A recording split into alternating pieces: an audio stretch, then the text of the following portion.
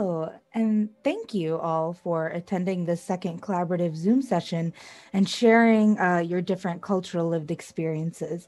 I learned so much from attending these sessions, but there are a few reflections that I wanted to chat about and leave you all with to get you thinking more about some of these concepts and issues as they relate to cultures. One is a theory, sociological theory, that I think is really fascinating to think about how it applies to these stories. It's called symbolic interactionism. I'll repeat that again, symbolic interactionism. And like I said, it's a sociological theory about how individuals interact with one another to create symbolic worlds or give symbolic meaning to gestures, foods, phrases, etc. And in return, how these symbols shape individual behaviors. Coming from a public health perspective, I specifically look at symbolic interactionism as it applies to certain public health behaviors. But I think there's a lot of different ways to think about how symbols and the meaning that we give to different things, such as foods, represents the world that we live in today. So there are four elements that I wanted to discuss more specifically. One is storytelling. The process of storytelling is really important to cultures. That's how a lot of cultural knowledge is derived, from the telling of stories. Stories have symbolic meaning, but in examining the process of storytelling, or anytime you're listening to a story, think about a few things. Who is the narrator, first of all, and how does the narrator influence the way the story is told? Sometimes stories are very different if they're told by someone residing in the culture or with that cultural expertise, if you were, or someone that is observing a culture, a third-party observer. Other things to think about is what information does the story contain? What context is it grounded in? Each person has their own lived experience, but even the way the story is told is important. That leads me to another important point. I'm sure you all have heard of the word cultural appropriation. And in my opinion, I think that's what happens when the story is told in an infidel way, in a way that isn't true to the lived experiences of those in the culture. It results in certain cultural elements looking cool while others are treated with contempt when looking at the bigger picture.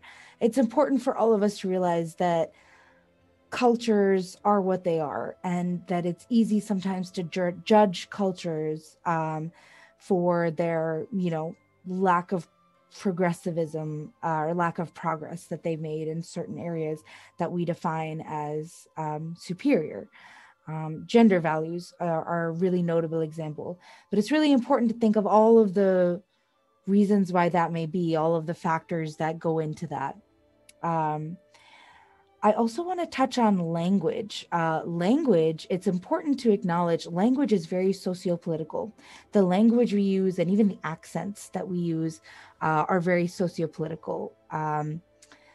One thing that I thought was really interesting was Dr. Peggy gently correcting the use of the word stolen and correcting us on how the word is properly pronounced. But there's no need to wait for such invitations to ensure that a word is pronounced properly. Especially in this information age, you could check YouTube, Google pronunciations of different words. And I'd encourage all of you to just expand on the quote unquote American pronunciation of things. It gives respect and deference to other cultures when you attempt to pronounce things in the way that the host culture pronounces them. Food. I also think food there's really important reflection to me that a lot of the stories, a lot of the cultures and traditions revolved around food. Food is also sociopolitical, especially access to food. I was reflecting on this the same day when I was reading that 1 in 5 children, according to recent reports, 1 in 5 children don't know where their next water is coming from, where their next source of drinking water is coming from. The pandemic has really demonstrated the importance of accessing food and what a basic right that is, and how many people, especially how many children, don't have access to food because of school closures.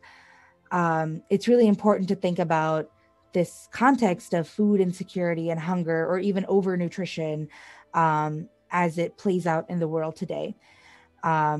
Everybody's got to eat, right? But it's really important thinking how some foods get such higher symbolic value in cultures, and some don't. And food is such a universal language, regardless of your income. We all got to eat.